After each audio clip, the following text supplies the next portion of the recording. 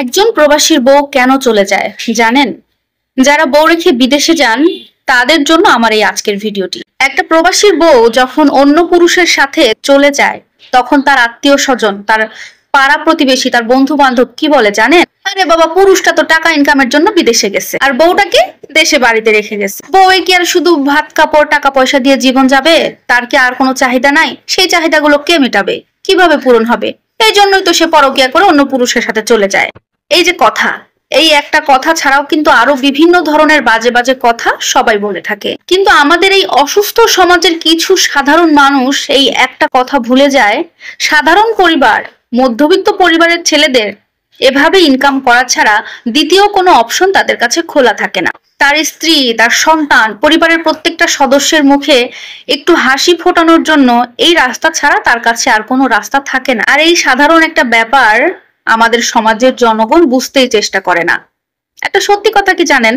মানুষের মধ্যে যদি শারীরিক সম্পর্কটাই সবকিছু হয়ে থাকবে, তাহলে ভাই এই সংসার জীবন মানে বিয়ে করার দরকারটা কি? আপনি অন্য সাইডে যান না। কোন সাইডের কথা বলতেছি সেটা নিশ্চয়ই আপনারা বুঝতে পারছেন।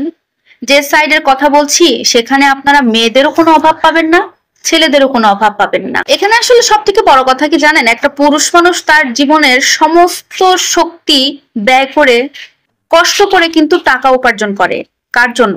পরিবারের মানুষ যাতে ভালো থাকে সেই জন্য, তারা যেন একটু উন্নত জীবন যাপন করতে পারে এই জন্য, তারা একটু ভালোভাবে দিন পার করতে চায়, শুধুমাত্র এই জন্য কষ্ট করে প্রবাসে যে টাকা ইনকাম করে সেই টাকা কিন্তু দেশে পাঠায় তার প্রিয় মানুষের হাতে। কেউ পাঠায় তার বউয়ের কাছে, কেউ পাঠায় তার মায়ের কাছে।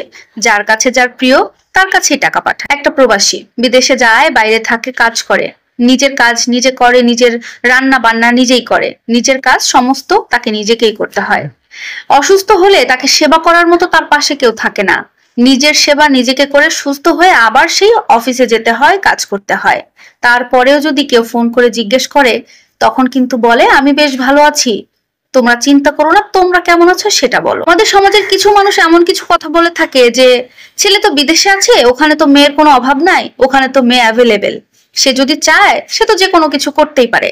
কিন্তু এখানে থেকে তো তার বউটা সেভাবে ইচ্ছা মতো কিছু করতে পারবে না, চাইলেই তো সে কোনো পুরুষের সাথে সম্পর্ক করতে পারবে না।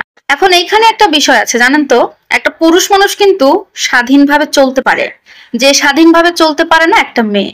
কারণ পুরুষ আর মেয়ের স্বাধীনতা কখনোই এক হয় না। হ্যাঁ, এখন আবার আমার কথা শুনে কিছু স্বাধীন চেতা আপু তারা আবার আমার উপরে ক্ষেপে যেতে পারে, কিন্তু আমি বলবো ক্ষেপার কিছু নাই, এটাই সত্য বাস্তব কথা। এটা তো একটা কথা মনে রাখেন, আমি কিন্তু প্রত্যেকটা আপুকে উদ্দেশ্য করে এই কথাগুলো বলিনি। হ্যাঁ, প্রত্যেকটা মেয়ে কিন্তু একরকম হয় না। এখনো আমাদের সমাজে এমন অনেক মেয়ে আছে, এমন অনেক স্ত্রী আছে যারা বছরের পর বছর, 5 বছর, 10 বছর, 12 বছর, 15 বছর পর্যন্ত তার স্বামীর জন্য অপেক্ষা করে আছে প্রবাস থেকে আসবে।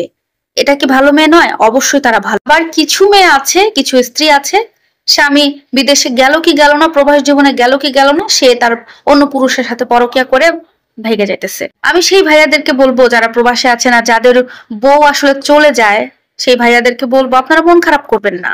যার যার কর্মফল তাকে ভোগ করতে হবে। আর একটা কথা সবসময় মনে রাখবেন, একজন পুরুষ মানুষ অতিরিক্ত তিক্ত না হলে সে তার স্ত্রী, তার শখের মানুষকে কখনো পরিত্যাগ করে না।